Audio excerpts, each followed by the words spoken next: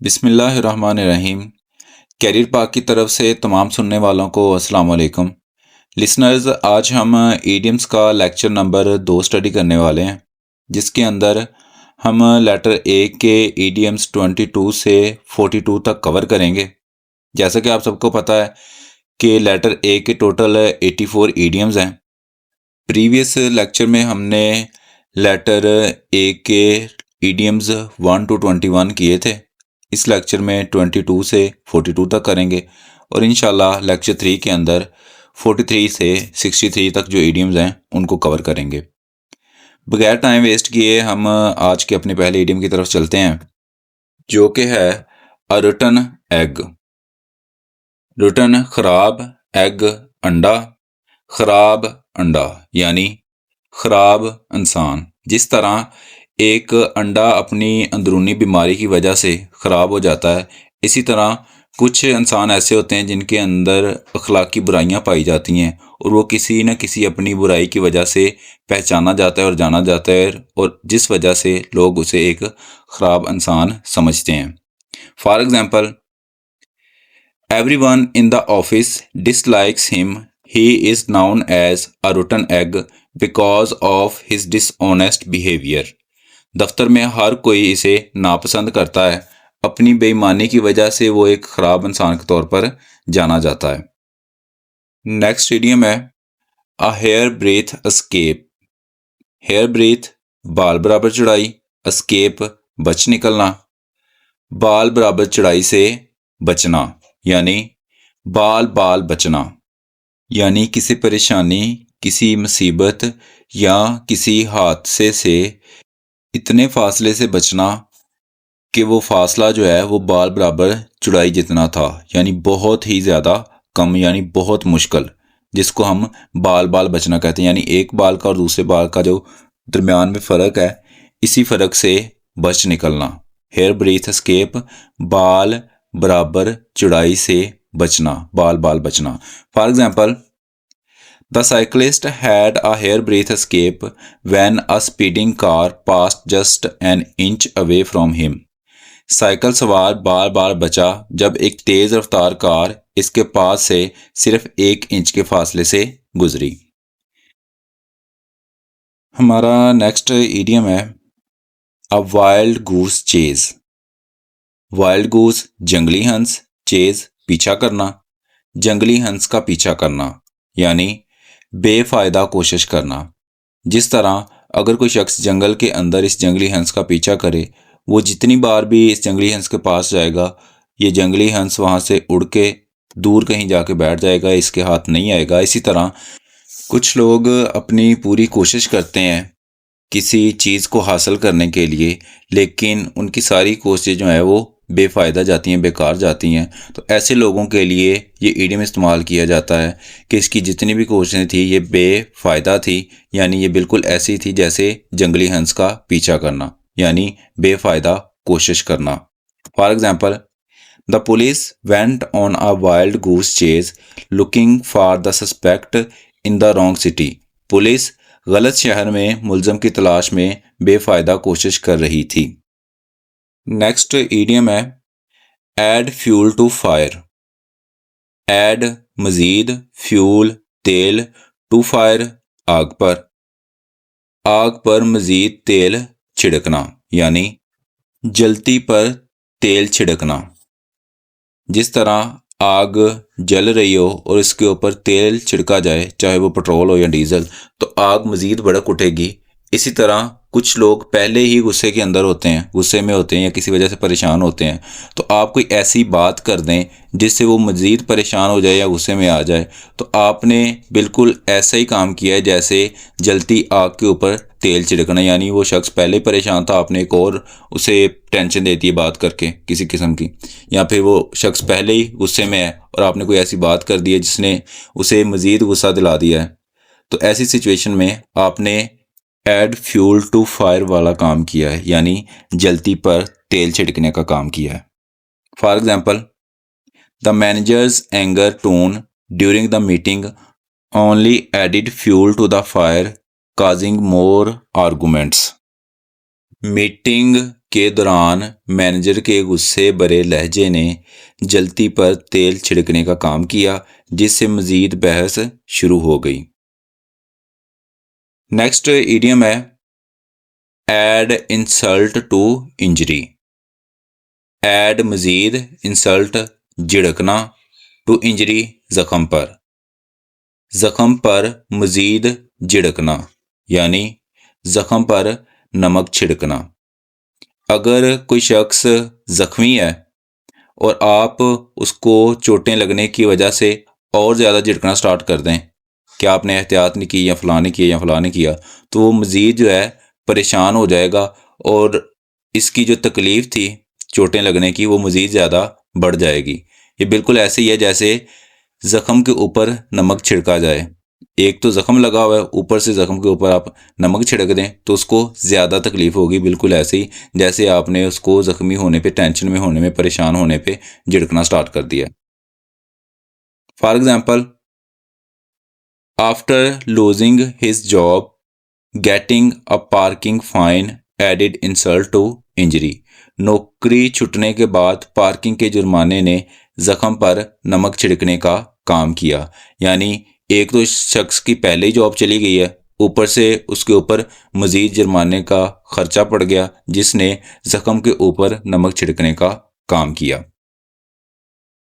Next ہمارے پاس idiom ہے apple of discard.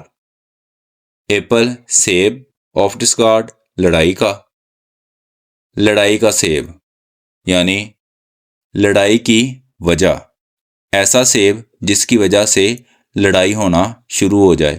فرض کریں دو بچے کھیل رہے ہیں کسی میدان میں سیب کے درخت کے نیچے، اور اوپر سے ایک سیب نیچے گرتا ہے تو دونوں اس سیب کی طرف لپکتے ہیں اور دونوں سے حاصل کرنا چاہتے ہیں، جس کی وجہ سے دونوں میں جھگڑا ہو جاتا ہے۔ تو ایسا سیب جو دونوں میں جھگڑے کی وجہ بنا، جو لڑائی کی وجہ بنا، ایپل آف ڈسکارڈ لڑائی کا سیب یعنی لڑائی کی وجہ۔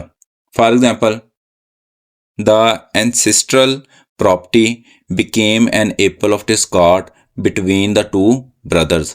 آبائی جائیداد دونوں بھائیوں کے درمیان لڑائی کی وجہ بن گئی۔ نیکسٹ ایڈیم ہے apple of ones I. Apple سیب، آف ونز آئی کسی کی آنکھ کا، کسی کی آنکھ کا سیب۔ پرانے وقتوں میں یہ جو آنکھ کی پتلی ہوتی تھی، یہ وائٹ کے علاوہ یہ جو ڈارک ایریا ہوتا ہے بلیک، اس کو آنکھ کا سیب کہا جاتا تھا۔ آج کل ہم اسے آنکھ کی پتلی کہتے ہیں، لیکن پرانے وقتوں میں اسے آنکھ کا سیب کہا جاتا تھا، یعنی جس کی وجہ سے آنکھوں کی چمک تھی، آنکھوں کی روشنی تھی۔ ایپل آف ونز آئی کسی کی آنکھ کا سیب یعنی کسی کی آنکھ کا تارا۔ جس طرح پرانے وقتوں میں اس آنکھ کے سیب کو آنکھ کی چمک سمجھا جاتا تھا، اسی طرح ایسا انسان یا ایسا شخص جو کسی کی آنکھ کا تارا ہو، کسی کی آنکھ کی چمک ہو۔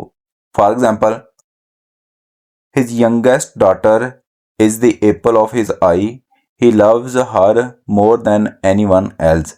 اس کی سب سے چھوٹی بیٹی اس کی آنکھ کا تارا ہے، وہ اسے سب سے زیادہ پیار کرتا ہے۔ نیکسٹ ہمارے پاس ایڈیم ہے اے bird's eye view. Bird's eye پرندے کی آنکھ، ویو جائزہ، پرندے کی آنکھ والا جائزہ یعنی سرسری جائزہ۔ جس طرح پرندہ اڑتے ہوئے نیچے کسی مقام کی طرف جسٹ سرسری نگاہ ڈال کے دیکھتا ہے، اوپر سے ایک اوور ویو لیتا ہے، یا اگر اس نے بیٹھنا ہو تو ایک اوور ویو لے کے وہاں پہ بیٹھتا ہے، یا کوئی فیصلہ کرتا ہے کچھ کرنے کا کہ میں نے کس ڈائریکشن میں جانا ہے، نیچے اترنا یا نہیں اترنا۔ تو اس ویو کو، اس جائزے کو ہم سرسری جائزہ کہتے ہیں، یعنی کسی چیز کی گہرائی میں جا کر ٹائم ویسٹ کرنے کے بجائے صرف ایک اوور ویو لینا۔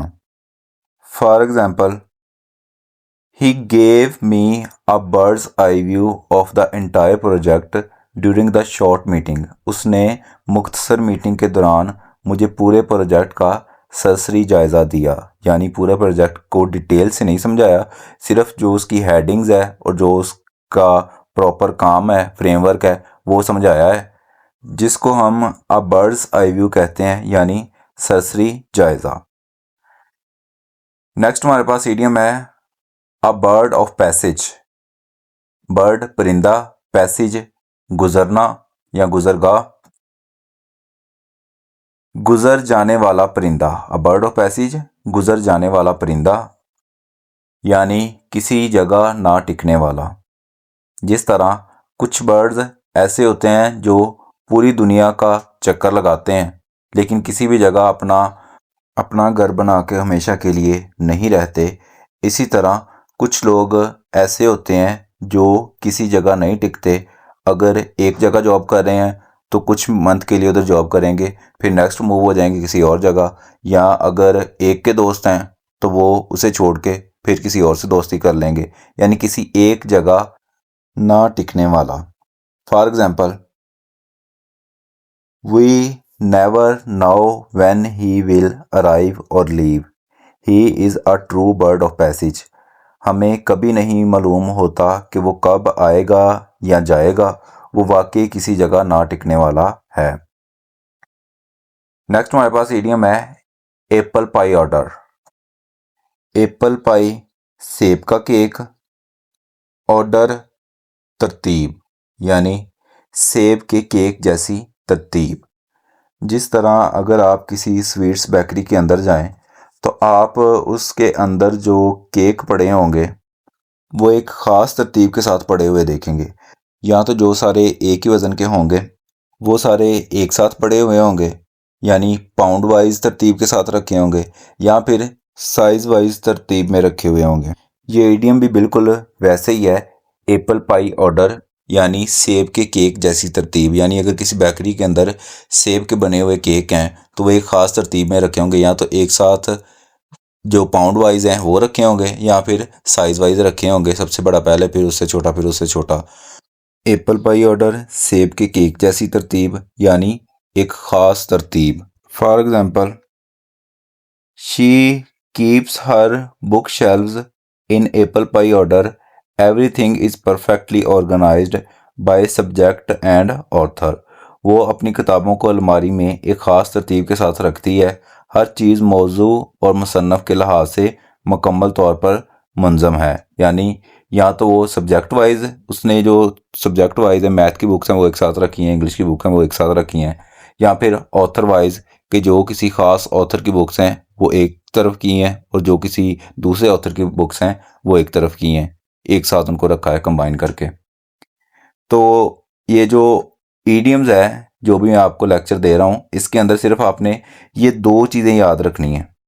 ایپل پائی آرڈر ایک خاص ترتیب. یہ جو رائٹ سائڈ پہ آپ کو ورڈ بائی ورڈ میننگ بتاتا ہوں نا، یہ اور یہ جو اگزامپل ہے یہ صرف اس ایک ایڈیم کو سمجھانے کے لیے اور اس کی ایکسپلینیشن کے طور پر یہ آپ کو بتاتا ہوں تاکہ اس کو یاد رکھنے میں، اس کو سمجھنے میں آپ کو آسانی ہو. اس کو آپ ذہن نشین تو کر سکتے ہیں، ذہن میں رکھ سکتے ہیں، لیکن اس کا جو اصل مطلب ہے وہ یہ والا ہوتا ہے جو اس کے نیچے لکھا ہے. Apple pie order word by word meaning سیب کے کیک جیسی ترتیب، اور ایکچول میننگ جو ہے وہ ایک خاص ترتیب ہے. نیکسٹ ہمارے پاس ایڈیم ہے اینیمل اسپرٹس. اینیمل جانور، اسپرٹس جوش. جانور جیسا جوش یعنی کام کرنے کا جوش. جس طرح اگر کوئی جانور ہے وہ اپنے شکار کو حاصل کرنے کے لیے، اپنے مقصد کو حاصل کرنے کے لیے اپنا تن من دھن لگا دیتا ہے، اپنا سارا جوش و خروش استعمال کرتا ہے. اسی طرح جو لگن والا شخص ہوتا ہے، کام کرنے کا جوش و جذبہ ہوتا ہے جس میں وہ اپنا تن من دھن کام کرنے میں لگا دیتا ہے. For example, after a long holiday the employees return to work full of animal spirits ready to tackle new projects. لمبی چھٹی کے بعد ملازمین کام کرنے کے جوش سے بھرپور ہو کر واپس آئے نئے منصوبوں سے نمٹنے کے لیے.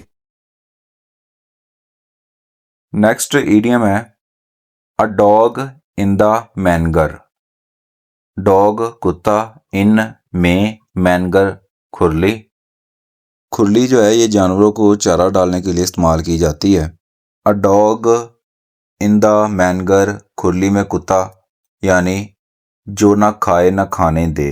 جس طرح یہ جو کتا ہے یہ کھلی کے اوپر چڑھ کے بیٹھا ہوا ہے، خود تو اس نے گھاس کھانی نہیں ہے لیکن اس بیل کو بھی کھانے نہیں دے رہا۔ اسی طرح کچھ لوگ ایسے ہوتے ہیں جو خود تو کھاتے نہیں ہیں اور دوسروں کو بھی کھانے نہیں دیتے، یعنی خود تو کچھ کرنا نہیں ہے، دوسروں کو کچھ کرنے نہیں دینا، نہ خود کھیلنا نہ دوسروں کو کھیلنے دینا۔ For example, stop being a dog in the Menger, if you are not going to use the بائیسائیکل late some one else ride it. ایسا شخص نہ بنو جو نہ خود کھائے نہ دوسروں کو کھانے دے۔ اگر تم سائیکل استعمال نہیں کرنے والے تو کسی اور کو چلانے دو۔ نیکسٹ ہمارا ایڈیم ہے فیبین پالیسی۔ فیبین پالیسی حکمت عملی، فیبین کی حکمت عملی۔ یہ جو ایڈیم ہے فیبین پالیسی، یہ پرانے وقتوں کی ایک جنگ سے لیا گیا ہے۔ ایک بار روم کے اوپر دشمنوں نے حملہ کر دیا اور رومی فوج کے جتنے بھی جنرل اپنی فوج کی قیادت کرتے ہوئے اس فوج کے مقابلے میں نکلے، ان سب کو شکست کا سامنا کرنا پڑا۔ پھر ایک فیبین نامی جنرل اپنی فوج کی قیادت کرتے ہوئے اس فوج کے مقابلے میں نکلا اور بجائے روایتی جنگ لڑنے کے، فیس ٹو فیس لڑنے کے، اس نے ایک حکمت عملی اپنائی، اور حکمت عملی یہ تھی کہ میدان کے اندر پہنچنے کے بعد جیسے ہی دشمنوں نے حملہ سٹارٹ کیا، یہ جو فیبین ہے یہ اپنی فوج کو لے کر پہاڑوں کی طرف نکل گیا۔ دشمن سمجھے کہ شاید یہ ہم سے ڈر گیا ہے اس لیے یہ بھاگ رہے ہیں، دشمن بھی ان کے پیچھے پیچھے، فیبین آگے آگے۔ پہاڑوں کے اندر فیبین چونکہ روم کا رہنے والا تھا، اسے رستے پتہ تھے۔ یہ جو دشمن فوج تھی یہ باہر سے آ کے اٹیک کر رہی تھی، انہیں رستوں کا نہیں پتہ تھا۔ فیبین پہاڑوں میں انہیں لے کے گھومتا رہا، اور چونکہ یہ روم کا رہنے والا تھا، ان کے کھانے پینے کا سامان جو ہے وہ ان کو پہاڑوں میں پہنچ جاتا تھا کسی نہ کسی طریقے سے۔ لیکن یہ جو فوج تھی یہ پہاڑوں میں مختلف راستوں میں، کچھ فوج ایک طرف نکل گئی، کچھ دوسری طرف نکل گئی، تاکہ اس فیبین کو اور اس کی آرمی کو پکڑ کے ختم کر دیں، لیکن فیبین ان کے ہاتھ نہیں آیا۔ یہ جو دشمنوں کی آرمی تھی یہ ایک تو بکھر گئی، دوسرا ادھر رہنے کی وجہ سے یہ جو پیچھے سے ان کو کھانے پینے کا سامان آتا تھا وہ ان کی ترسیل ختم ہو گئی، یہ بھوک پیاس سے نڈال ہو گئے۔ جب یہ نڈال ہو گئے تو فیبین نے چن چن کے سب کو ان پہاڑوں میں ختم کر دیا، اور اس حکمت عملی کی بنا پر اس فیبین نے یہ جنگ جیت لی۔ تو فیبین پالیسی یہ اسی جنگ سے لیا گیا ہے، یعنی فیبین کی حکمت عملی وہ کیا تھی؟ تاخیری حربے، یعنی فیبین بجائے روایتی جنگ کرنے کے یا غصے میں آ کر فوراً اٹیک کرنے کے، اس نے تاخیری حربے اپنائے، تاخیر کی، یہاں تک کہ حالات فیبین کی فیور میں آ جائیں۔ For example, the company adapted a Fabian policy ڈیلیئنگ the decision until the market condition improved. Company نے تاخیری حربے استعمال کرنے کی حکمت عملی اپنائی اور مارکیٹ کے حالات بہتر ہونے تک فیصلے کو ملتوی کر دیا۔ نیکسٹ ہمارے پاس ایڈیم ہے اے fair weather friend. Fair weather اچھا موسم، فرینڈ دوست، اچھے موسم کا دوست، یعنی اچھے حالات کا دوست، ایسا دوست جو اچھے موسم میں اور اچھے حالات میں تو آپ کے ساتھ ساتھ ہو، لیکن جیسے ہی آپ کو اس کی ضرورت پڑے یا آپ پہ کوئی برا وقت آ جائے تو وہ آپ کو فوراً چھوڑ دے۔ For example, I thought he was a true friend, but he turned out to be a fair weather friend when I needed his help۔ میں سمجھا تھا کہ وہ ایک اچھا سچا دوست ہے، لیکن جب مجھے اس کی مدد کی ضرورت پڑی تو وہ صرف اچھے حالات کا دوست نکلا۔ نیکسٹ ہمارے پاس ایڈیم ہے a fresh water seller. Fresh water تازہ پانی، سیلر ملاح، تازہ پانی کا ملاح، یعنی ایسا ملاح جو تازہ پانی میں ندیوں میں کشتی چلاتا ہو، جسے سمندر کی تند و تیز لہروں کے خطرات کا سامنا کبھی نہیں کرنا پڑا، صرف وہ پکی پکائی روٹی کھانے والا ہے، یعنی صرف جو پرسکون پانی ہے اس کے اوپر کشتی چلانے والا ہے۔ تازہ پانی کا ملاح یعنی تازہ سیکھیا، نو سیکھیا، یعنی جو سمندر کے اندر اپنی کشتیاں چلاتے ہیں ان کے مقابلے میں یہ جو تازہ پانی کا ملاح ہے یہ نو سیکھیا ہے، تازہ سیکھے، یعنی ان کے مقابلے میں یہ کچھ بھی نہیں ہے، کیونکہ اس نے ابھی تک سمندر کی تند و تیز لہروں کا سامنا نہیں کیا، مشکلات کا سامنا نہیں کیا۔ For example, he is a fresh water seller, he has never salad on the deep rough ocean, وہ ایک نوسیکھیا ملاح ہے، اس نے کبھی گہرے اور تند و تیز سمندر پر سفر نہیں کیا۔ تو یہ جو ایڈیم ہے فریش واٹر سیلر، ایسے لوگوں کے لیے استعمال کیا جاتا ہے جو ابھی کسی فیلڈ کے اندر نئے نئے انٹر ہوئے ہوں، یا انہیں اس فیلڈ کے اتار چڑھاؤ کا یا مشکلات کا اندازہ نہ ہو، پتہ نہ ہو، اور ان مشکلات کو فیس نہ کر سکیں۔ نیکسٹ ہمارے پاس ایڈیم ہے اے بگ گن یا اے گریٹ گن۔ بگ بڑی، گریٹ عظیم، گن بندوق، بڑی بندوق یا عظیم بندوق۔ جس طرح ایک عظیم بندوق یا ایک بڑی بندوق جو ہے وہ کافی پاورفل ہوتی ہے اور کافی اثر انداز ہوتی ہے دشمنوں کو سیر کرنے کے لیے، اسی طرح ایک ایسا شخص جو پاورفل ہو اور اثر انداز ہو دشمنوں کو سیر کرنے کے لیے، تو ایسے شخص کے لیے ہم بگ گن یا گریٹ گن کا لقب استعمال کرتے ہیں، ایڈیم استعمال کرتے ہیں، یعنی با اثر بندہ جس کا اثر و رسوخ اور دبدبہ کافی زیادہ ہو۔ For example, the C E O brought in a big gun from the legal department to handle the difficult negotiations۔ سی ای او نے مشکل مذاکرات کو سنبھالنے کے لیے قانونی محکمے سے ایک بااثر بندے کو بلایا۔ نیکسٹ ایڈیم ہے a maiden speech۔ میڈن پہلی نکرانی، سپیچ تقریر، یعنی پہلی نکرانی کی تقریر۔ میڈن لفظ نکلا ہے میڈ سے، میڈ ہم کہتے ہیں نکرانی کو، اور میڈن ہم کہتے ہیں پہلی نکرانی کو، جو کسی گھر کے اندر، کسی فیکٹری کے اندر یا کسی بھی ڈپارٹمنٹ کے اندر پہلی نکرانی آئے اس کے سٹارٹنگ میں، پھر اس کے بعد دوسری آئے، پھر تیسری آئے، تو وہ جو پہلی ہوگی اس کو ہم میڈن کہیں گے اور باقیوں کو ہم میڈ کہیں گے۔ میڈن سپیچ یعنی پہلی نکرانی کی تقریر، پہلی تقریر۔ For example, the new member of parliament delivered Hare maiden speech today focusing on education reform. نئے ممبر پارلیمنٹ نے آج اپنی پہلی تقریر کی جس میں تعلیمی اصلاحات پر توجہ دی گئی۔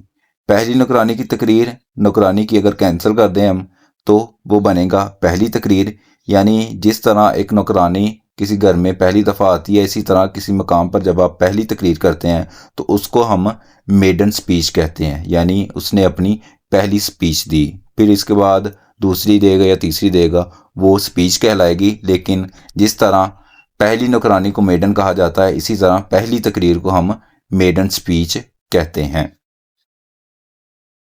نیکسٹ ایڈیم ہے اکویر فش۔ کویر عجیب، فش مچھلی، عجیب مچھلی یعنی عجیب شخص۔ جس طرح اگر کوئی مچھلی دکھنے میں یا اپنی حرکات و سکنات میں باقی مچھلیوں سے مختلف ہو تو اس کے لیے ہم ورڈ یوز کرتے ہیں اکویر فش، یعنی عجیب مچھلی، وہ عجیب ہوگی ہمارے لیے جو باقی مچھلیوں سے الگ تھلگ ہو۔ اسی طرح ایسا شخص جو دکھنے میں یا اپنی حرکات و سکنات کی وجہ سے دوسرے لوگوں سے مختلف ہو اس کو ہم اکویر فش کہیں گے، یعنی یہ ایک عجیب انسان ہے، ایک کوئر فش کی طرح، عجیب مچھلی کی طرح۔ For example, every one thinks the old artist who lives alone in the forest is a queer fish because he talks to trees۔ ہر کوئی سوچتا ہے کہ جنگل میں اکیلا رہنے والا بوڑھا فنکار ایک عجیب انسان ہے کیونکہ وہ درختوں سے باتیں کرتا ہے۔ عام حالات میں لوگ درختوں سے باتیں نہیں کرتے، کیونکہ یہ بوڑھا کرتا ہے، اس لیے اس کے لیے یہ ایڈیم استعمال کیا گیا ہے اکویر فش۔ نیکسٹ ایڈیم ہے a rainy day۔ رینی بارش والے، ڈے دن، بارش والے دن یعنی معاشی تنگی کے دن۔